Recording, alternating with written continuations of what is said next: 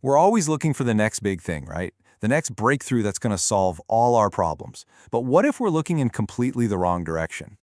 What if the most brilliant, the most sustainable, the most resilient technologies aren't waiting to be discovered in some futuristic lab?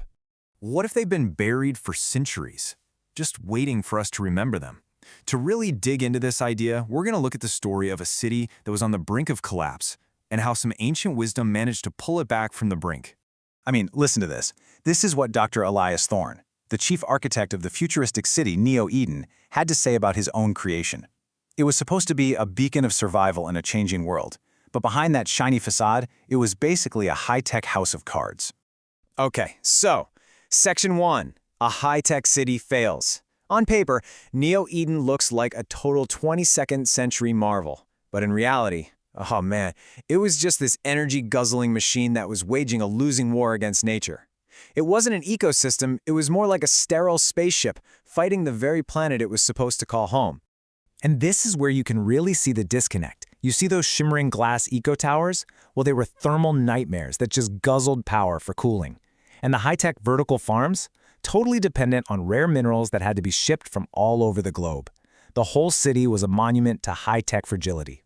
So with the whole project about to completely collapse, a new voice shows up, Dr. Miriam Vance, an archaeoecologist, and she tells Thorne he's looking in all the wrong places. She didn't bring some new algorithm or a better solar panel. Nope. She offered him a journey into the past. And this right here, this is the idea that changes everything. Dr. Vance's point was so simple, but so profound. Ancient civilizations, without our massive energy reserves, they didn't fight nature. They negotiated with it. They worked with the wind, the sun, and gravity. Sustainability isn't some modern invention. It's more like a lost art that we need to rediscover. So that's what happened. Dr. Vance took Elias on this incredible journey back in time, showing him 4 ancient technologies that held the key to saving Neo-Eden. And these weren't just dusty old relics. No, they were absolute masterclasses in resilience. So lesson 1. We start in ancient Persia, a place where temperatures can easily soar past 40 degrees Celsius. The challenge seems impossible by our standards, right? But the solution they came up with was just breathtakingly elegant. You see, they worked with physics, not against it. They had the bajir, or the wind catcher. It's basically a tower that funnels hot wind down over a pool of cool water, creating this amazing natural air conditioning. And then there was the yakchal, a giant cone-shaped ice pit that used super thick insulated walls and underground chambers to store ice all year round.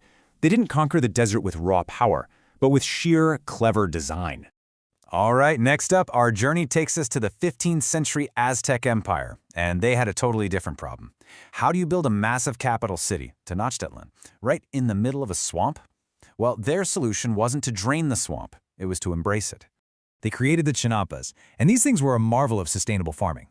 For basically artificial islands, right? And they were constantly getting irrigated by the canals around them.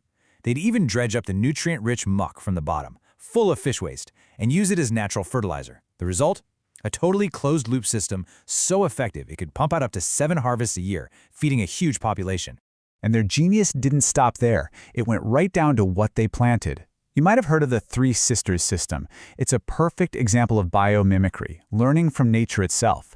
So instead of our destructive single-crop farms, they planted a little community of crops that actually helped each other out. The corn gives the beans a ladder to climb, the beans put nitrogen back in the soil to feed the corn, and the squash acts like a living mulch, protecting the ground. It's just a perfect self-sustaining system.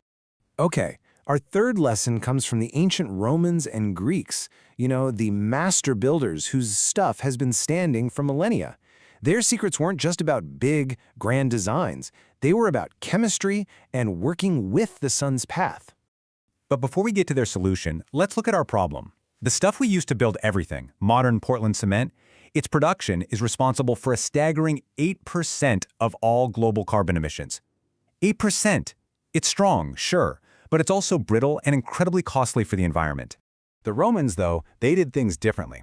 They used this low-carbon mix of limestone, volcanic ash, and seawater.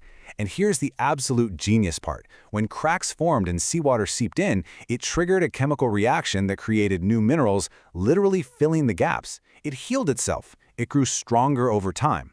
That's why the Pantheon is still standing after 2,000 years, while our modern bridges need fixing after just 100. The Greeks, on the other hand, totally mastered building in tune with the sun. Socrates himself noticed this. By simply orienting houses to face south and adding a covered porch, a portico, they made a natural climate control system. The overhang blocked the high, hot summer sun, but in the winter, it let the low, warm sun shine in. Its heating and cooling was zero energy, just a deep understanding of how the planet works. Okay, for our final lesson, the journey ends in the pre-Columbian Amazon. Now, rainforest soil is famously thin and not very nutritious. So how did millions of people thrive there? Well, they didn't just farm the land, they literally made the land. They created something called terra preta, or dark earth. And the process is amazing. They'd slowly smolder their organic waste in a low-oxygen fire, creating this stuff called biochar. It's this super porous charcoal that when you mix it into the soil, acts like a sponge, holding on to all the nutrients and water.